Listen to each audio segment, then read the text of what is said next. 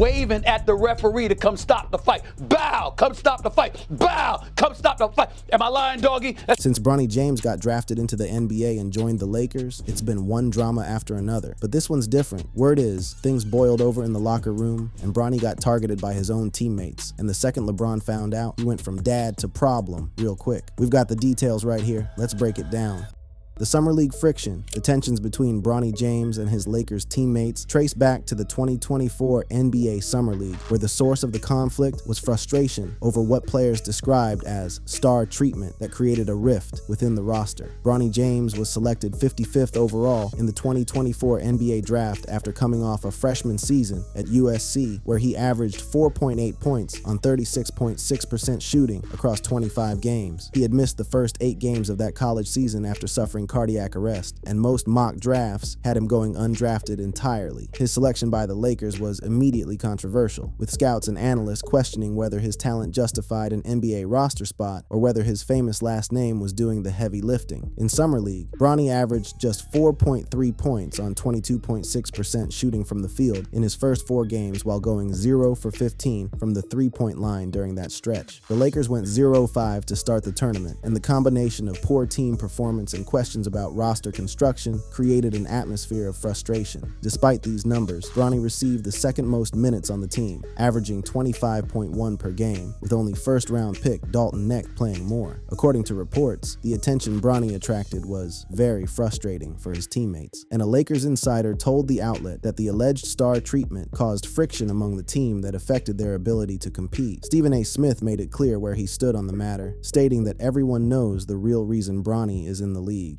We all know that Bronny James is in the NBA because of his dad. One Summer League player gave a more direct account, saying Bronny was treated as someone apart, not like all of us, and that is very annoying, as we didn't feel any chemistry in this group of players. The player continued by explaining that he ended up being very frustrated because he was never put in the best situation, and plays and game plans were designed specifically for Bronny to show his skills and shine at the expense of everyone else. The player added that if you talk to any other player on the California Classic or Summer League roster, most would say the same thing about the preferential treatment they witnessed. Another source clarified that he had nothing against Bronny personally, but said Bronny is not ready for all this, and he isn't ready for the NBA, in my opinion. This sentiment was shared by multiple players who felt their own chances at making an NBA roster were being compromised by the organization's commitment to developing LeBron's son, regardless of his performance. Stephen A. Smith echoed this sentiment, acknowledging that opening night was a special moment, but questioning whether continuing to give Bronny NBA minutes made any sense given what they were seeing on the court.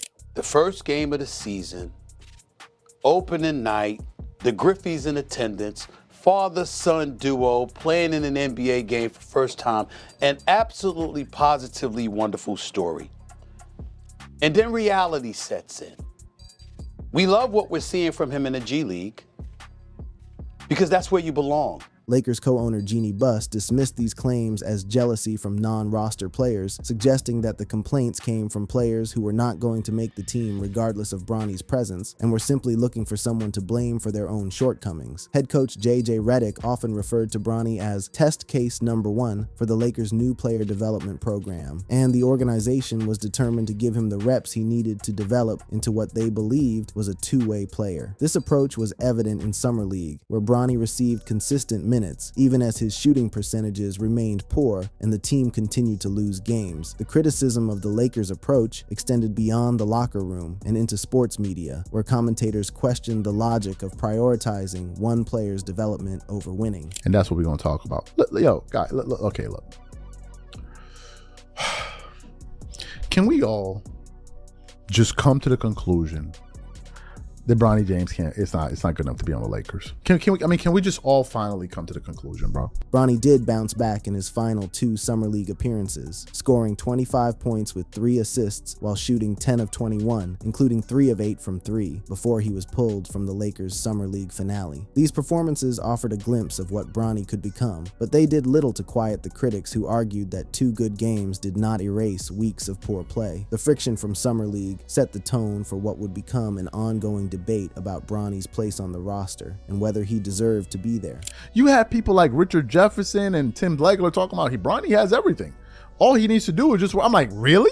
All he needs to do is just work on one or two things. Really? The questions about whether Bronny belonged would only intensify as the regular season began, and one moment in particular would capture the tension in a way that went viral across the sports world. Redick's outburst and the coaching dynamic. If there was a single moment that captured the tension surrounding Bronny James in the 2025-2026 season, it came on November 18, 2025, during a game against the Milwaukee Bucks at Fiserv Forum that would be replayed millions of times across social media. The Lakers won 119-95 that night, with Luka Doncic contributing significantly to the offensive output and leading the team to a convincing victory. But the game also spotlighted challenges in Bronny's integration into the NBA rotation that had been simmering beneath the surface for months. Bronny, then 21 years old, and in his second NBA season, received his second career start in this matchup against Milwaukee. The opportunity arose amid the Lakers' efforts to evaluate young talent and build depth while navigating injuries and lineup adjustments that had forced Redick to experiment with different combinations. The Bucks game was supposed to be a chance for Bronny to prove he belonged in the rotation, but instead, it became a cautionary tale about what happens when a young player's confidence fails him on the biggest stage. Early in the first quarter, Bronny found himself in favorable positions on the perimeter with clear looks at the basket. On two separate occasions, he received passes that set him up for wide-open three-point attempts that any NBA player should be able to convert. Instead of taking the shots, Bronny hesitated and opted to pass the ball back out, disrupting the offensive flow and wasting possessions. Doncic was captured on camera, throwing his arms up in frustration at the missed scoring chances, visibly annoyed that his teammate refused to shoot when left completely alone. The Bucks were defending Bronny like he posed no threat whatsoever, daring him to beat them. Well, he gets in the game and the dude is literally scared to shoot, right? The Bucks were leaving him wide open. They basically were treating this dude like Russell Westbrook, like Ben Simmons, folks. They were just daring him to shoot. Redick's response was swift and unfiltered, coming from the sideline in a moment that was caught on broadcast cameras and quickly went viral across every sports platform. Following the second instance of hesitation, Redick substituted Bronny out after just 4 minutes of play in the first half, a decision that sent a clear message about what the coach expected from his players. Bronny remained on the bench until the second half and logged approximately 10 minutes total in the game, attempting only 2 shots in that entire span. The situation between coach and player had reached a boiling point that everyone watching could see. So JJ Redick, ladies and gentlemen, he was literally yelling at Bronny James on the sidelines to shoot the ball, right? It got so bad, folks, that he started to cuss Bronny James out on the sideline. So I'm gonna put a picture of the graphic on the screen so you guys can see what JJ Redick told Bronny. Told him pretty much to shoot basketball. The outburst was tied to broader themes in Bronny's development that had been concerned since Summer League. Redick has consistently emphasized accountability and shot confidence in his post-game comments and practices, viewing hesitation as a barrier to growth for young players that must be addressed directly. This approach aligns with his coaching philosophy, drawn from his 15-year playing career, where he was renowned for his shooting prowess and his willingness to let it fly regardless of the situation. Redick had built his entire career on being a shooter who never passed up an open look, and watching Bronny do the exact opposite clearly tested his patience. Bronny handled the situation maturely in the days following the game. Speaking to reporters, he acknowledged Redick's intent, stating that the coach was pushing him to become a better shooter and to capitalize on open looks rather than defer to teammates. Bronny emphasized his focus on daily improvement, noting, "When the ball gets to me and I'm open, I've got to get a shot off." This mindset paid dividends shortly after when Bronny was assigned to the South Bay Lakers in the G League for additional reps away from the NBA spotlight. In a standout performance against the Santa Cruz Warriors on November 22nd, 2025, he scored 15 points on efficient 5 of 10 shooting, dished out 8 assists, grabbed 4 rebounds, and added 3 steals in a 115-95 win that demonstrated progress in the exact area Redick had highlighted: assertiveness and efficiency. JJ Redick spoke after a subsequent loss to the Sixers about his decision to play Bronny and where things went wrong that night. Just felt like on a back-to-back, just him giving us energy, I think, was the goal. I maybe put him in a tough spot, flying up yesterday and, nationally televised game and Philly, all that stuff. It's, he didn't play well, but he's been playing great. in the Stay Ready games, and he's been playing great in the G. From a team perspective, the incident did not disrupt the Lakers' momentum, as they maintained a strong start to the season with 10 wins in their first 14 games. However, the outburst sparked wider conversations about how coaches balance tough love with player morale, especially for high-profile rookies like Bronny, who carry additional scrutiny. Notably, there were no reports of backlash from LeBron James or other veterans, indicating the team viewed it as constructive rather than disrespectful. While Redick was pushing Bronny on the court with an intensity that surprised many observers, the question remained: how was LeBron handling watching his son struggle through these public growing pains? LeBron's response and the father-son dynamic. LeBron James has maintained a supportive and measured public stance regarding his son's limited playing time and occasional benchings during the 2025-2026 season, consistently emphasizing Bronny's growth and the natural progression of a young player's career, rather than expressing frustration or demanding changes from the coaching staff. This approach aligns with LeBron's long-stated philosophy of allowing Bronny to forge his own path without his father's interference, creating additional complications. In a December 30th, 2025 discussion, LeBron reiterated that he has never been involved with Bronny or Bryce's coaches, stating he avoids getting on the phone with them and instead encourages them to coach my son without his input clouding their judgment. When asked about watching Bronny's tangible growth, LeBron offered his perspective on his son's development with clear pride in his voice. How's that chapter been satisfying, actually seeing the tangible growth? Seeing his growth? I mean, it's been great to see and to watch.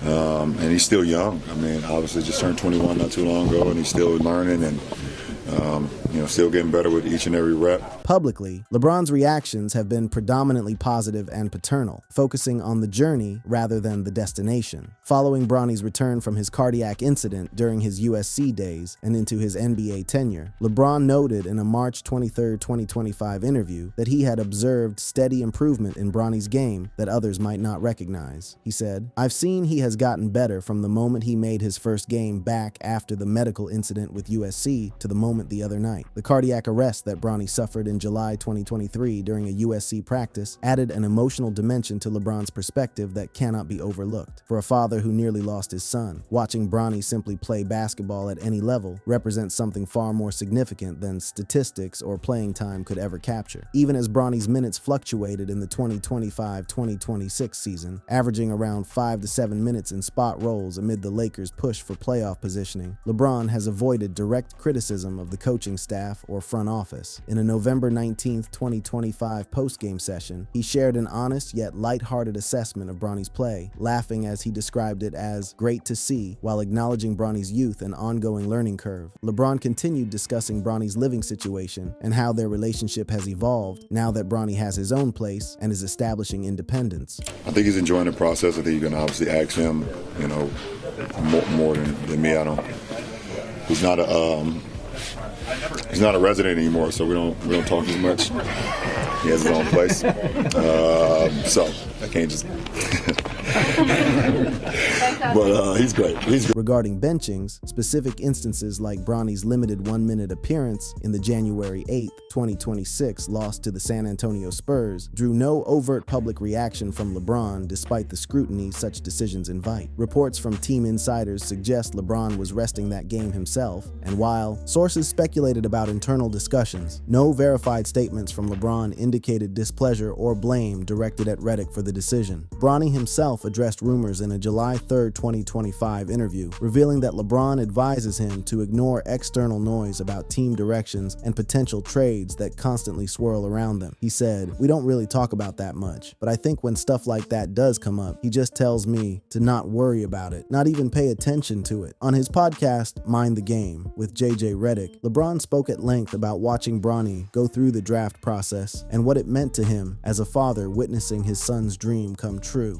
As a parent, to be able to be, there to witness a child of yours start to live out a dream of theirs is something Bronny has always talked about, and he's, said, we asked him plenty of times, like, what is your end goal? And his end goal is to be in the NBA. And to see him almost at that moment, for a parent, it's something that you could just be in awe of, because, I mean, that's what you want your kids to be able to live out their dreams. LeBron also discussed how Bronny has handled the unprecedented scrutiny that comes with being his son in ways that even LeBron himself could not have managed at that age, given the different media landscape. It's definitely not his dad, and I'm not him. I wouldn't be able to handle the scrutiny and all the things that he got going on, you know, at his age, at his level, and with social media. Like, I didn't have social media to deal with when I came in at 18. I did have a lot of scrutiny. I did have a lot of things that was put on my shoulders,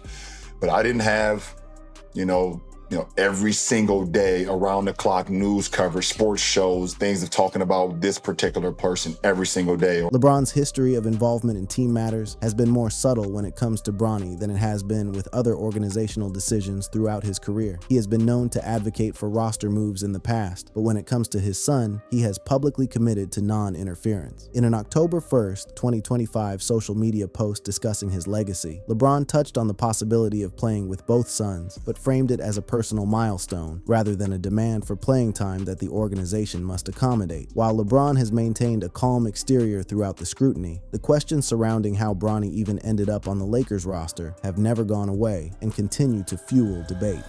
The nepotism allegations. The selection of Bronny James by the Lakers sparked widespread allegations of nepotism driven by LeBron's superstar influence, with critics arguing that Bronny was not projected as a clear second-round talent by most independent mock drafts or scouting reports that evaluated players based purely on their skills. Central to these allegations is the role of LeBron's agent, Rich Paul of Clutch Sports, who wielded significant influence during the draft process. According to former Golden State Warriors GM Bob Myers, during ESPN's draft broadcast, Paul reportedly contacted multiple NBA teams during the draft process, warning them against selecting Bronny by threatening that he would pursue opportunities in Australia rather than join their roster if they drafted him. This tactic effectively deterred other teams from picking Bronny earlier, funneling him to the Lakers at number 55, where LeBron was waiting. The strategy was unprecedented in its brazenness, with an agent essentially blackmailing teams into passing on a player so that his preferred destination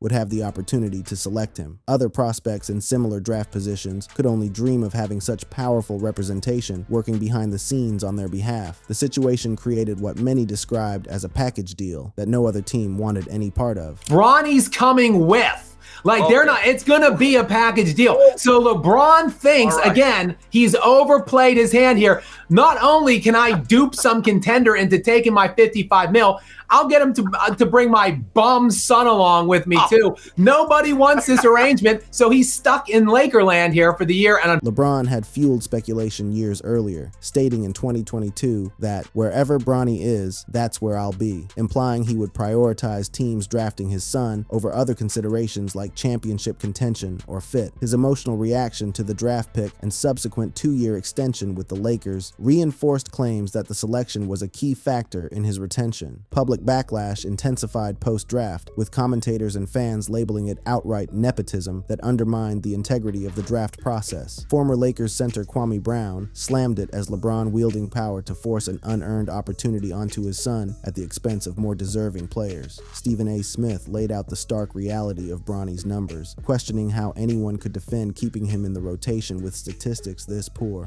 Right now, Bronny James is averaging 0.3 points, 0.3 assists, and 0.4 rebounds. You know what people are saying. You know what they're going to do to this kid. In 13 games, he has played 44 minutes. He has scored 4 points.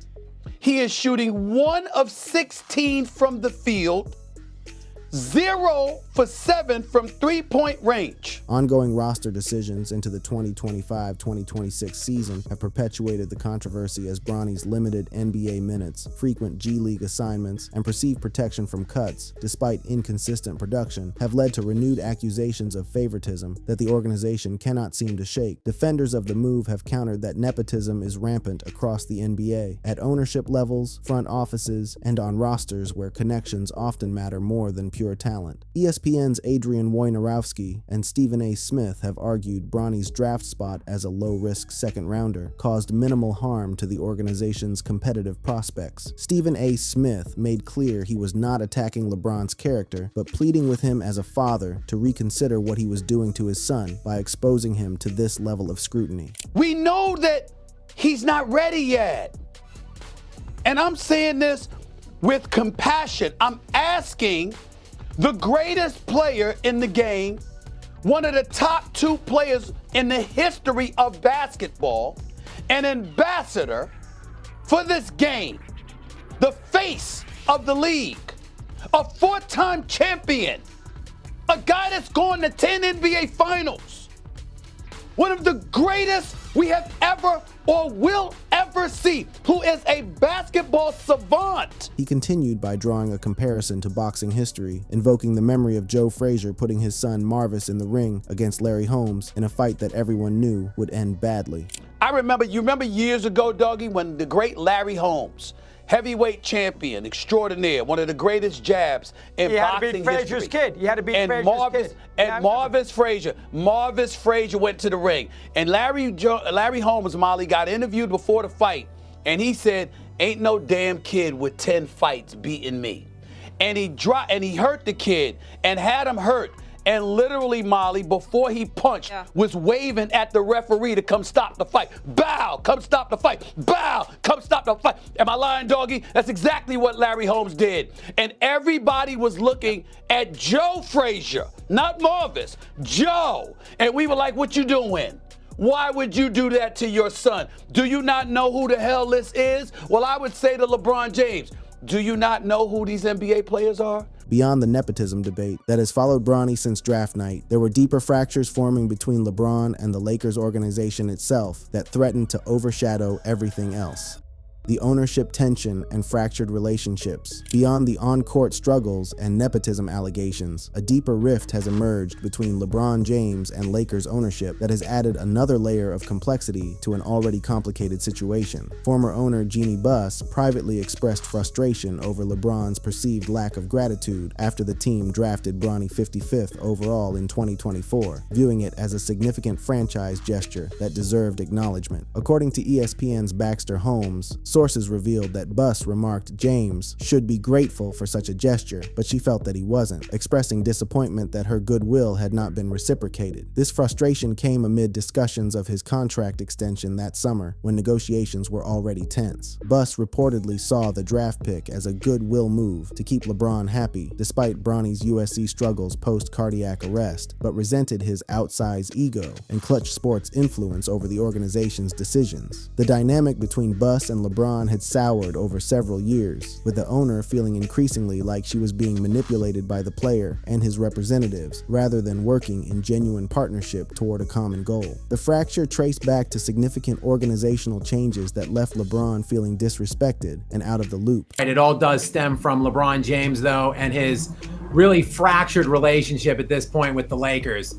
It began, back into the summertime when Luka Doncic was notified that the team was about to sell. That was a bit of a, like an earth-shattering, like groundbreaking moment. The Lakers sold for a record-breaking evaluation at the time, and LeBron had no idea that it was coming. His confidant, Jeannie Buss, has remained. She's still like the governor of the team or something, so she's still highly involved. But the fact that LeBron was not informed about that deal prior to it being made, and the fact that Luka Doncic was, I believe that really started the rift between LeBron and organization. Tensions predated Bronny's draft and escalated significantly after the 2021 Russell Westbrook trade, which Buss blamed on catering to LeBron, but felt he evaded accountability for when the experiment failed spectacularly. She also disliked James being labeled the Lakers' franchise savior in 2018 and considered trading him to the Clippers in 2022 when the relationship hit a low point. Buss sold majority control to Dodgers owner Mark Walter in June 2024 2025, but remains governor of the franchise. LeBron dismissed the reports in January 2026, saying they don't bother me and refusing to engage with the drama. When asked directly about his relationship with Jeannie Buss, LeBron acknowledged there are always two sides to every story and that perceptions can differ.